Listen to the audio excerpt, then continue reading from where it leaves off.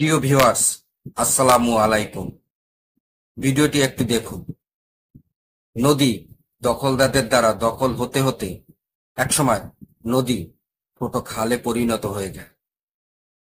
খাল দখল হয়ে ডোবা বা নালায় পরিণত হয়। ডোবা বা নালা ভরাট হয়ে একসময় বিলীন হয়ে যায় নদীর অস্তিত্ব। এরপর নদীর নামটি বইতেই শোভা পায়। লেখা হয়, অমুক নামের একটি নদী ছিল যার অস্তিত্ব নেই। সেখানে বড় বড় ইমারত তৈরি হয়ে আছে। নদী পরিবেশের একটি গুরুত্বপূর্ণ অংশ। আমাদের উচিত নদী বাঁচাও আন্দোলন তৈরি করা বা অংশ নেয়া।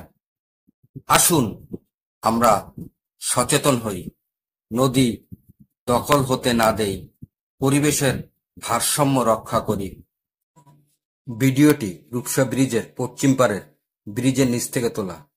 আরও ভিডিও পেতে চাইলে লাইক কমেন্ট করুন।